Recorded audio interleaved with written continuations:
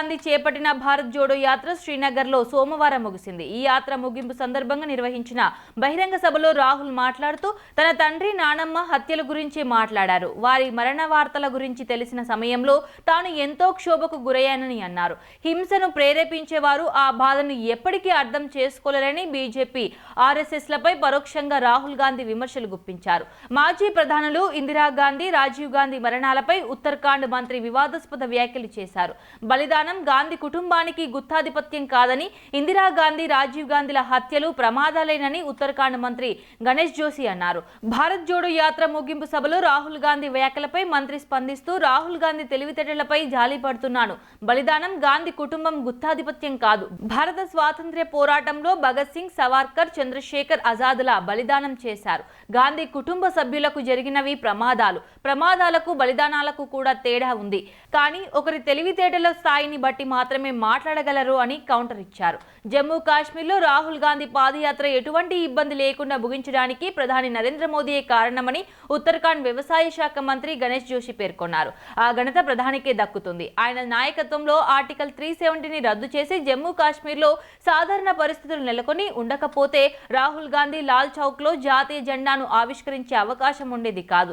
జమ్మూ కాశ్మీర్లో హింస తారాస్థాయికి చేరినప్పుడు లాల్ చౌక్ వద్ద బీజేపీ నేత మురళీ మనోహర్ జోషి త్రివర్ణ పతాకాన్ని ఎగురవేశారు అని చెప్పారు.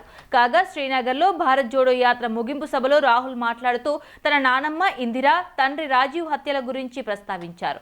వారి మరణ వార్తల గురించి తెలిసిన సమయంలో తాను ఎంతో క్షోభకు గురయ్యానని అన్నారు. హింసను ప్రేరేపించేవారు ఆ బాధను ఎప్పటికీ అర్థం చేసుకోలేరని బీజేపీ ఆర్ఎస్ఎస్లపై పరోక్షంగా విమర్శలు గుప్పించారు. హింసను ప్రేరేపించే మోదీకి అమిత్ షా, బీజేపీ ఆర్ఎస్ఎస్లు ఆ బాధను ఎప్పటికీ అర్థం చేసుకోలేరు. ఇటువంటి ఫోన్ కాల్ వస్తే సైనికుడి కుటుంబం మాత్రమే బాధను అర్థం చేసుకోగలదు.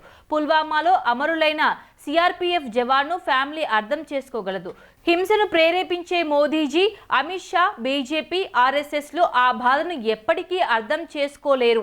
ఇటువంటి ఫోన్ కాల్ వస్తే సైనికుడి కుటుంబం మాత్రమే బాధను అర్థం చేసుకోగలదు. పుల్వామాలో అమరులైన సిఆర్పీఎఫ్ జవాన్ ఫ్యామిలీ అర్థం చేసుకోగలదు. కశ్మీర్లో అర్థం చేసుకోగలరు అని రాహుల్ గాంధీ ఆవేదన చెందారు. जम्मू कश्मीर के लोगों से और जो यहाँ हमारे सेना के लोग काम करते हैं, सीआरपीएफ के लोग काम करते हैं, उनको मैं कुछ कहना चाहता हूं. सबको, जम्मू कश्मीर के युवाओं को, बच्चों को, माताओं को, सबको, सीआरपीएफ के, बीएसएफ के, आर्मी के जवानों को, उनके परिवारों को, उनके बच्चों को मैं कहना चाहता हूं. देखिए, मैं हिंसा को समझता हूं. मैंने हिंसा सही है, देखी है.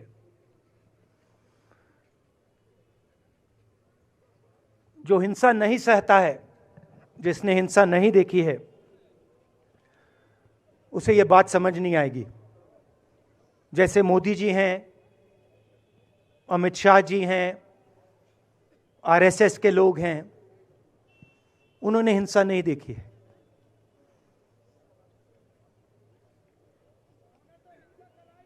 डरते हैं, नहीं डरते हैं. देखिए, डरते हैं. यहां पे हम 4 दिन पैदल चले. मैं आपको गारंटी देके कह सकता हूं कि बीजेपी का कोई नेता ऐसे नहीं चल सकता है. और इसलिए नहीं क्योंकि जम्मू कश्मीर के लोग, इसलिए नहीं क्योंकि जम्मू कश्मीर के लोग उनको चलने नहीं देंगे, इसलिए क्योंकि वो डरते हैं. खैर, मैं अपने जम्मू कश्मीर के लोगों को, युवाओं को, बुजुर्गों को और आर्मी के लोगों को, सीआरपीएफ, बीएसएफ लोगों को थोड़ा सा बताना चाहता हूं. देखिए, मैं जब 14 साल का था, स्कूल में था, सुबह ज्योग्राफी की क्लास में था, मैं पढ़ रहा था, सामने बैठा था और मेरी एक टीचर आई अंदर आए और उसने कहा, राहुल तुम्हें प्रिंसिपल बुला रहा है। मैं बदमाश था, बहुत बदमाश था जब छोटा था। बहन से पूछ सकते हो क्या क्या करता था मैं, अभी भी करता हूं।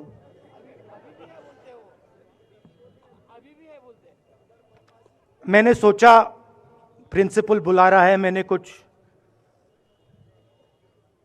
गलती की होगी, अब मार पिटेगी। वहां पे केनिंग होती थी, मैंने सोचा था अब केनिंग होगी मेरी। मगर जब मैं चल रहा था, जिस टीचर ने मुझे बुलाया उसको देखकर मुझे कुछ अजीब सा लगा। और जब मैं प्रिंसिपल के ऑफिस पहुंचा तो प्रिंसिपल ने कहा, राहुल तुम्हारे घर से फोन कॉल है।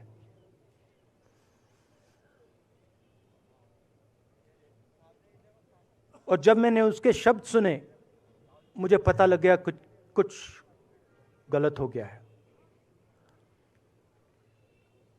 मेरे पैर कांपे और मैंने जैसे फोन अपने कान पे लगाया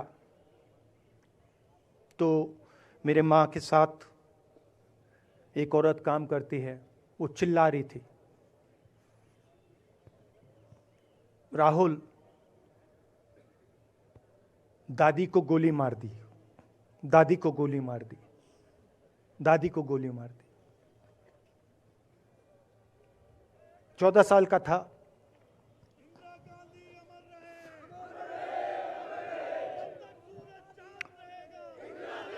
देखिए, ये जो मैं कह रहा हूं, ये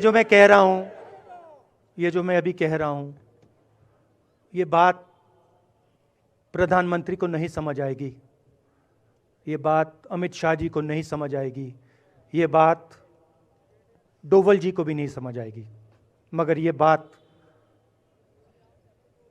कश्मीर के लोगों को समझ आएगी, ये बात सीआरपीएफ के लोगों को समझ आएगी, ये बात आर्मी के लोगों को समझ आएगी, उनके परिवारों को समझ आएगी। तो उन्होंने मुझे कहा, नाम ओंगमू है उसका, उसने कहा दादी को गोली लग गई, दादी को गोली लग गई। और फिर मुझे गाड़ी में वापस ले गए, प्रियंका को मैंने स्कूल से उठाया, मैं वापस गए।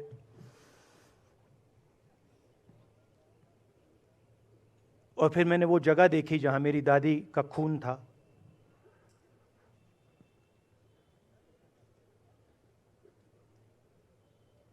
पापा आए, माँ आई। माँ बिल्कुल हिल गई थी, बोल नहीं पा रही थी।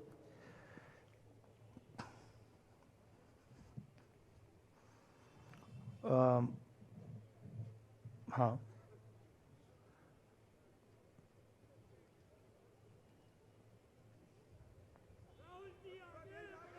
फिर क्या हुआ, तो जो हम लोग हैं जिन्होंने हिंसा देखी है,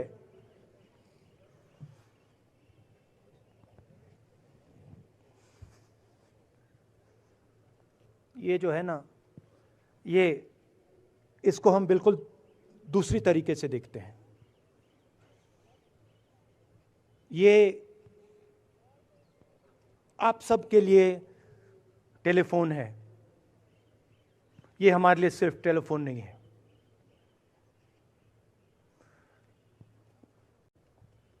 उसके बाद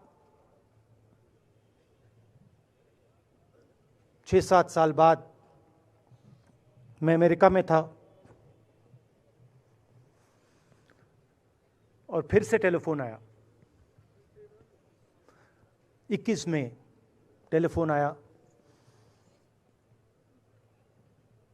जैसे बहुत सारे, जैसे जो पुलवामा में हमारे सैनिक मरे थे, उनके घर टेलीफोन आया होगा। हजारों कश्मीरी लोगों के घर टेलीफोन आया होगा। सेना के परिवारों को टेलीफोन आया होगा। वैसा ही टेलीफोन आया। पिता के एक दोस्त थे, उन्होंने मुझे फ़ोन किया और कहा, राहुल बुरी खबर है। मैंने उनसे कहा, मैं जानता हूँ, पापा मर गए। कहते हैं हाँ। मैंने कहा धन्यवाद, फोन रख दिया। तो मेरा कहना है जो हिंसा करवाता है, जैसे मोदी जी हैं, अमित शाह जी हैं, अजीत डोवल जी हैं, आरएसएस के लोग हैं, वो इस बात को समझ नहीं सकते हैं, वो दर्द को समझ नहीं सकते हैं। हम समझ सकते हैं। पुलवामा के जो सैनिक थे, उनके बच्चों के दिल में क्या हुआ मैं जानता हूं। मेरे दिल में वही हुआ है जो यहां पे कश्मीर में लोग मरते हैं, उनके दिल में क्या होता है। जो फोन कॉल आता है क्या लगता है, वो मैं समझता हूं, मेरी बहन समझती है। तो कल किसी जर्नलिस्ट ने मुझसे पूछा यात्रा का क्या लक्ष्य है।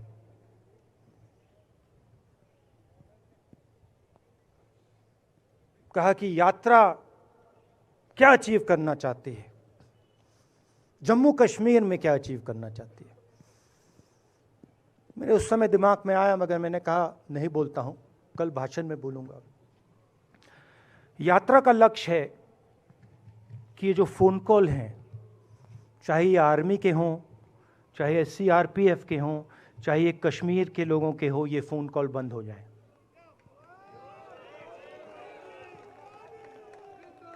कि ये फोन कॉल किसी बच्चे को, किसी मां को, किसी बेटे को ना लेना पड़े। मेरा लक्ष्य ये जो फोन कॉल हैं, इनको बंद करने का है। अब देखिए, बीजेपी आरएसएस के लोग आक्रमण किस चीज पे कर रहे हैं। मुझे गाली देते हैं, मैं उनका धन्यवाद करता हूं, क्योंकि